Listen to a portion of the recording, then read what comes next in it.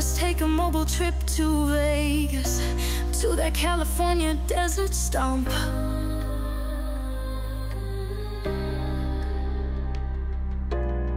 People must have come from Alaska. Diwarnai dengan berbagai poster untuk menuju ke ajang Piala Dunia yang secara ilmiah bisa meningkatkan 20 hingga 30% performa seorang pemain. Timnas Indonesia sebentar lagi akan memainkan pertandingan di GBK untuk menghadapi Timnas China. Banyak pertanyaan pun muncul, sejauh apa kesiapan tim Garuda, hingga seperti apa kesiapan Stadion GBK, terutama kondisi rumput. Nah, baru-baru ini, Lestarindo selaku penanggung jawab rumput di GBK, nampak memposting kondisi rumput yang telah menunjukkan pola. So, inilah rangkuman berbagai cerita menarik yang mendukung Indonesia untuk meraih 3 poin penting atas Timnas China.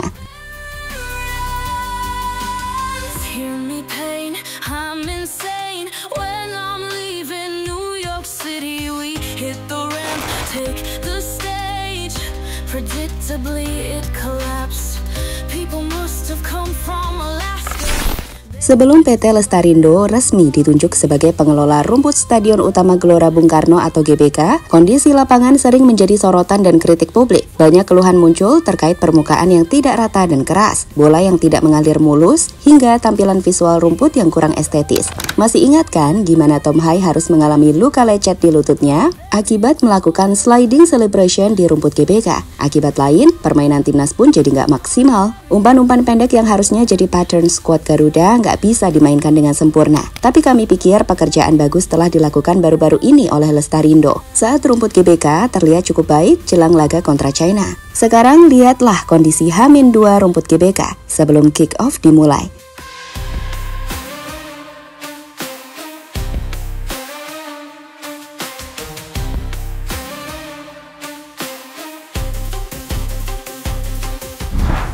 Ya, meski masih ada sedikit panu-panu di rumput, tapi kami pikir pola sudah sedikit terlihat. Ini lebih baik dari apa yang ada di laga kontra Bahrain, apalagi jika dibandingkan dengan laga kontra Arab atau Australia.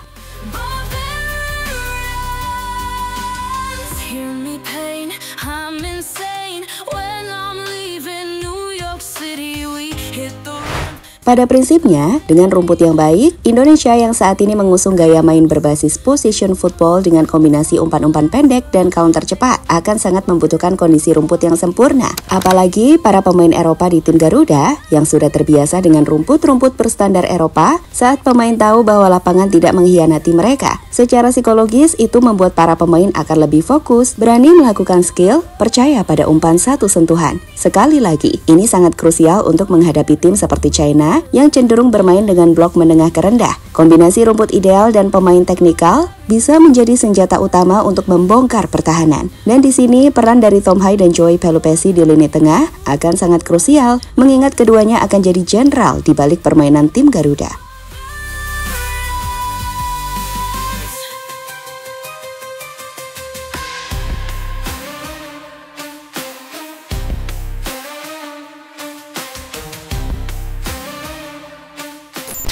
China latihan tertutup.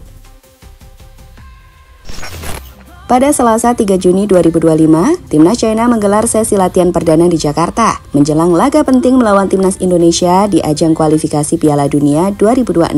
Tak seperti biasa, di mana banyak tim melangsungkan latihan terbuka di hari pertama. Timnas China nampak melakukan hal yang berbeda. Latihan ini digelar secara tertutup dan wartawan Indonesia tidak diizinkan meliput. Keputusan China ini bisa dimaknai sebagai strategi taktis tertutup. Maksudnya, mereka mungkin ingin menyembunyikan formasi atau strategi permainan yang akan digunakan saat menghadapi Indonesia. Selain itu, latihan tertutup bisa jadi langkah untuk menghindari gangguan mental maupun media. Dan ini sekali lagi menunjukkan betapa penting laga ini bagi kedua tim. Gak cuma Indonesia, tapi juga timnas China yang menargetkan 3 poin atau menang di GBK.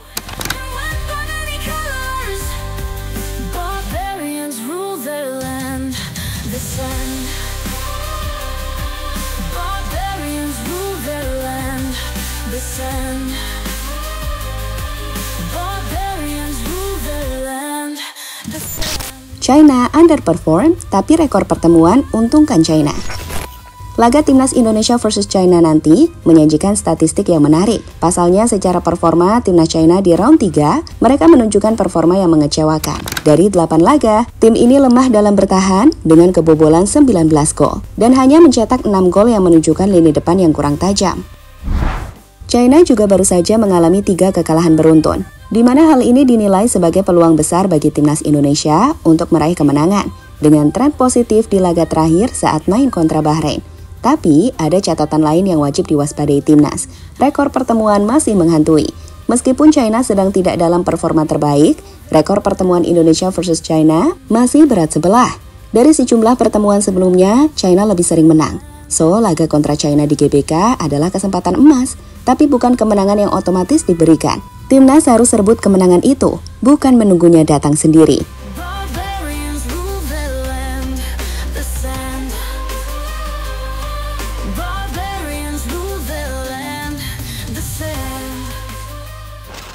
Skenario terindah Timnas Indonesia.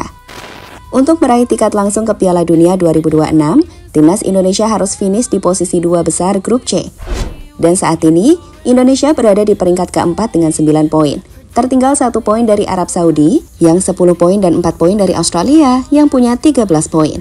Nah, dengan 2 laga tersisa, secara matematis agak susah untuk bisa langsung lolos ke Piala Dunia tanpa round 4. Karena skenarionya adalah Indonesia menang atas China dan Jepang, di mana ini akan memberikan 6 poin dan membuat total poin timnas menjadi 15. Poin itu bisa saja membuat Indonesia menempati posisi 2 dengan syarat Australia kalah dari Jepang dan Arab Saudi atau minimal kalah dan imbang di 2 laga sisa mereka, dan Arab Saudi kalah dari Bahrain atau Jepang, di mana jika sekali kalah mereka hanya akan mendapatkan tambahan 3 poin. Ya, itu skenario indahnya. Jika semua skenario ini terjadi, Indonesia akan finish di posisi kedua dengan 15 poin dan lolos otomatis ke Piala Dunia 2026. Bukan mustahil, tapi realistisnya, jika skenario tadi tidak tercapai, Indonesia masih memiliki peluang besar untuk lolos melalui putaran keempat. Untuk itu, Indonesia harus finish di posisi ketiga atau keempat grup C. Tapi sebelum, sekali lagi fokusnya sekarang hanya ada pada laga kontra China. Kemenangan akan memastikan langsung timnas ke round 4. Karena seperti dikatakan Jordi Curve, kemenangan lawan China nggak cuma bernilai 3 poin, tapi 6 poin. Saya pikir laga kandang melawan China bisa dibilang laga 6 poin. Sangat penting. Ini laga krusial. Dalam sepak bola, laga pertama selalu penting. Tapi ini juga penting karena China adalah lawan langsung kita. Kalau kita menang, bisa sedikit mengurangi 1 pesaing. Menurut saya, belum saatnya memikirkan Jepang. Fokus dulu di laga kandang. Ambil 3 poin. Dapatkan kepercayaan diri. Dan dari sana, kita bisa analisa laga berikutnya. Ungkap Jordi Curve, sumber CNN Indonesia.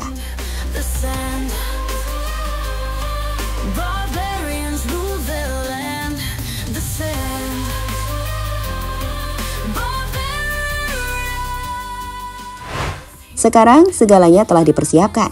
Rumput GBK kini berada di kondisi yang baik. Bukan hanya terlihat rapi dan berpola, tapi juga siap mengalirkan skema cantik yang diusung Tom Hai, Choi Pelupessy, dan rekan-rekannya. Di atas lapangan itu, bukan hanya pertandingan yang akan digelar, tapi juga harapan besar seluruh rakyat Indonesia. Harapan untuk menjejakkan kaki di Piala Dunia 2026. China memang datang dengan segudang masalah, defensif rapuh, mental turun, dan performa jeblok. Namun satu hal harus diingat, mereka tetap tim dengan sejarah panjang dan rekor yang berat bagi Indonesia. Tapi kali ini, sejarah tak bisa jadi penghalang. Karena di GBK nanti, Indonesia akan bermain bukan hanya dengan skill, tapi juga dengan mentalitas juang, dukungan penuh puluhan ribu supporter, dan panggung yang sempurna dari rumput hingga atmosfer. Inilah laga 6 poin seperti kata Jordi Curve. Bukan cuma soal angka di klasmen, tapi juga tentang momentum, kebanggaan, dan membuka pintu menuju babak selanjutnya. Jika ingin menciptakan skenario terindah, maka menang atas China adalah naskah pembukanya. Dan itu semua dimulai dari GBK.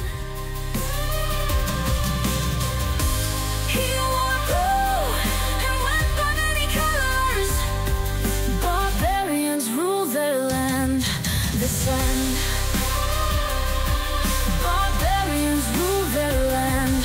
the sand.